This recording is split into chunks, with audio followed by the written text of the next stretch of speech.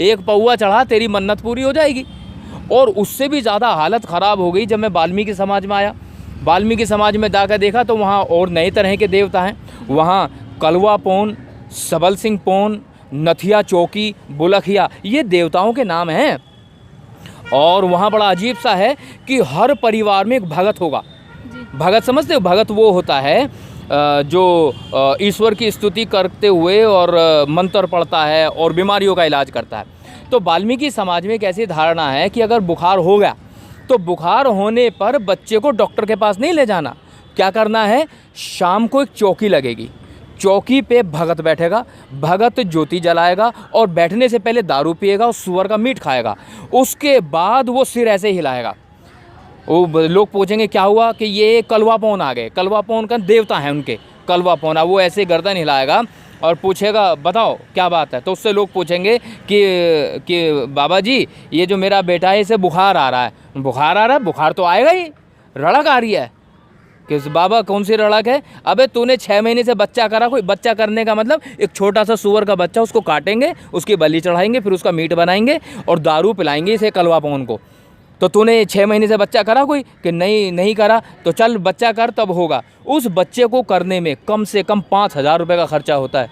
और अगर 5,000 रुपये खर्च करने के बजाय वो 100 रुपये डॉक्टर के ऊपर खर्च करता तो बच्चा जल्दी ठीक हो सकता था। और 5,000 रुपये वहाँ खर्च, अच्छा 5,000 रुपये हो सकता है वो कर्जा लेकर के आया हो। तो उससे क्या हो रहा है? एक तो धार्मिक अंधविश्वास है। धार्मिक अंधविश्वास के चलते हुए रूढ़िवादिता बढ़ गई है। रूढ़िवादिता बढ़ते हुए अशिक्षा की तरफ समाज जा रहा है। अशिक्षा के चलते हुए आर्थिक स्थिति कमज़ोर हो रही है। मतलब ये हुआ पूरा का पूरा अंधकार, अंधेरा है पूरा। अंधेरा कुछ इस कदर है। एक और बात बताता हूँ, बड़ी गंभीर बात है। हमारे यहीं गाज़ियाबाद के आसपास एक गांव है, सिकंदराबाद के आसपास गांव। तो यहाँ एक त्यौहार मनाया जाता है, विशेष रूप से चमारों में। चमारों में त्यौहार मनाया जाता है। उस त्यौहार का नाम है बसौड़ा। सुना है नाम कभी? नहीं सर, नहीं। आज पहली बार सुना। हाँ, इस त्यौहार का नाम है बसौड़ा। इस त्यौहार में क्या होता है कि जो महिलाएं हैं वो घर में वो बनाती हैं पूड़े कहते हैं उसको। और चने की दाल होती है, हल्दी होती है। तो एक टोकरी में रख कर के जाते हैं और किसी सड़क के किनारे, अच्छा विशेष रूप से वो जगह होती थी जिन्हें चावड़ भूमियाँ कहते थे। चावड़ भूमियाँ कहते, ये समझ लो जब पहले हमारे लोगों को मंदिरों में जाने का हक नहीं था तो वो क्या करते थे बेचारे गरीब, गांव के बाहर ऐसे 2 ईंटें लगा देते थे यूँ, और वहाँ ईंटें लगा के उस समझते ही चावड़ भूमियाँ बन गई। फिर उसकी पूजा करते थे क्योंकि कीड़ा था ना, वो पूजा करनी है। तो ऐसे ही वहाँ पर वो बसौड़ा हुआ, बसौड़ा पूजने जा रहे हैं। पर्दा प्रथा भी होता है इस क्षेत्र में। तो सासू माँ आगे आगे जा रही हैं और बहू पीछे पीछे जा रही है।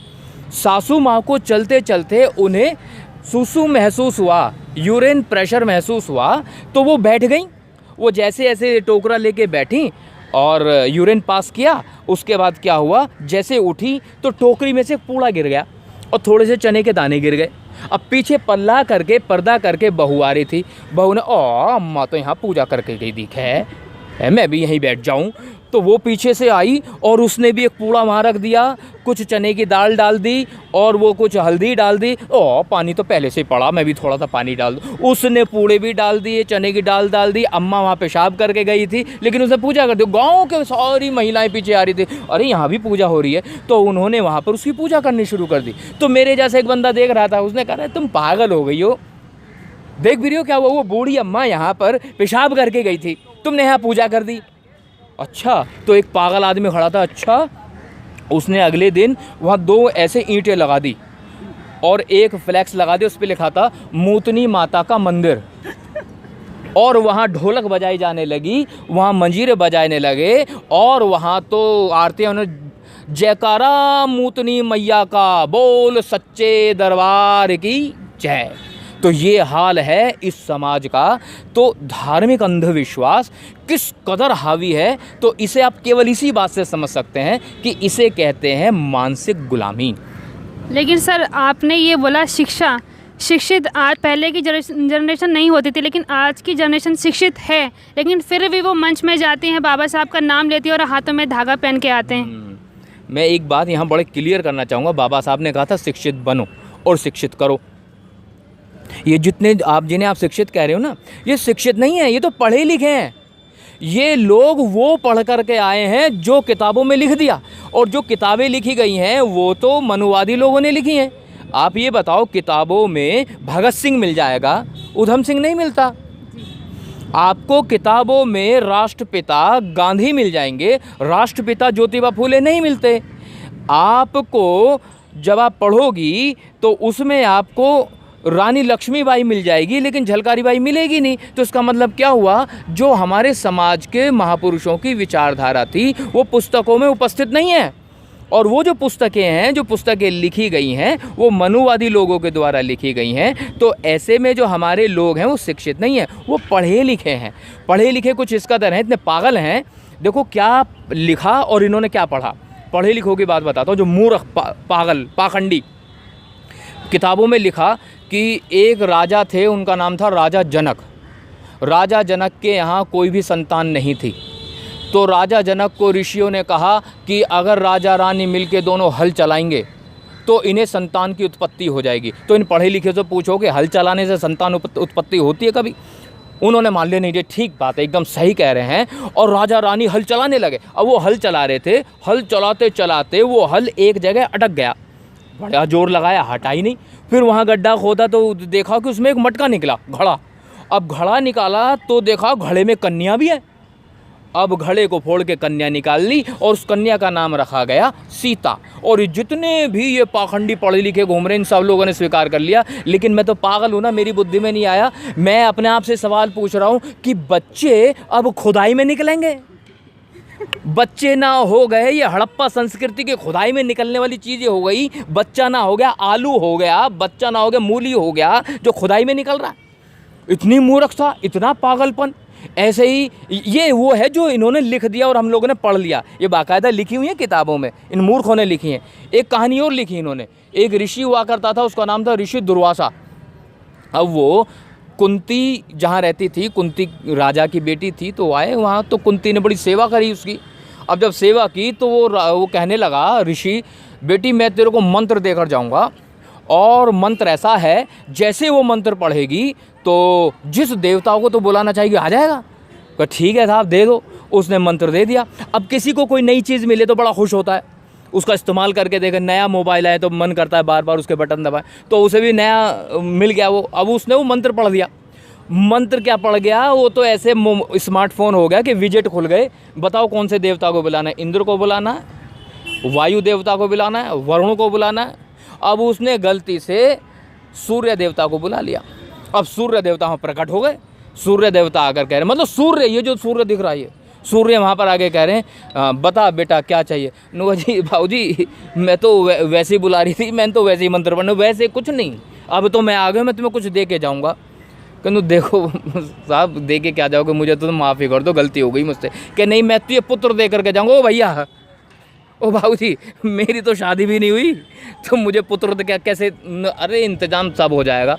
उसने ना जाने कौन सा मंत्र पढ़ा, सूर्य देवता ने ना जाने कौन सा, मतलब कौन सी औषधि लगाई, एलोपैथिक लगाई, होम्योपैथिक लगाई, ईरानी के साथ यूनानी भी पेल दी, और कुंती के कान में से एक बच्चा पैदा हुआ, कान में से। और उस बच्चे ने कवच और कुंडल पहन रखे थे और उसका नाम रखा गया कर्ण। तो मैं ये पूछ रहा हूँ भाई, पढ़े लिखे लोगों, पागलों, मतलब बच्चों ने पैदा होने की जगह बदल दी। मतलब कहीं तो कुछ तो पागलपन की कोई तो सीमा हो, मतलब मूर्खता की कोई तो हद हो। कान में से बच्चे पैदा हो रहे हैं। मुझे तो ये बात ना बर्दाश्त काबिल है कि जो है कान में से कैसे हो जाएगा।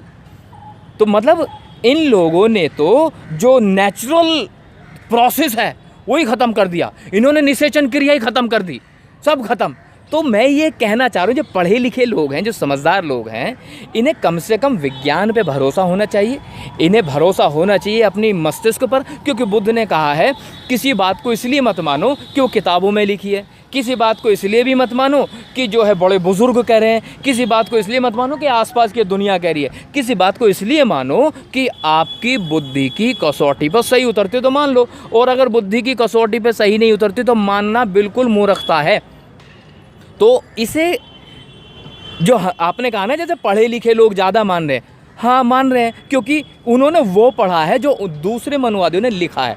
तो मैं ये कहना चाह रहा हूँ, जिस दिन हमारे देश में महात्मा ज्योतिबा फूले को पढ़ाया जाएगा, भगवान गौतम बुद्ध को पढ़ाया जाएगा, माता सावित्रीबाई फूले को पढ़ाया जाएगा, पेरियार ईवी रामास्वामी नायकर को पढ़ाया जाएगा, सरदार उधम सिंह को पढ़ाया जाएगा और बाबा साहब को पढ़ाया जाएगा, संत शिरोमणि कबीरदास को पढ़ाया जाएगा, संत शिरोमणि रविदास को पढ़ाया जाएगा, संत शिरोमणि तुकाराम को पढ़ाया जाएगा, संत गाड़गे को पढ़ाया जाएगा, तब कहीं जा कर के इस समाज में परिवर्तन की आप उम्मीद कर सकते हो। क्योंकि अभी जो पढ़ा लिखा समाज है केवल वही पढ़ रहा है जो लिखा गया है। अभी तो हमारे समाज में लिखने वाले ही पैदा नहीं हुए। मैं तो निवेदन करूंगा आपके चैनल के माध्यम से, जितने भी अपने आप को विद्वान समझते हो कि लिखना शुरू करो, इतिहास बदलो। इस देश का जो सच्चा इतिहास है वो सबके सामने आना चाहिए, ताकि हमारे समाज के लोगों को हमारे महापुरुषों की विचारधारा के बारे में पता लग सके।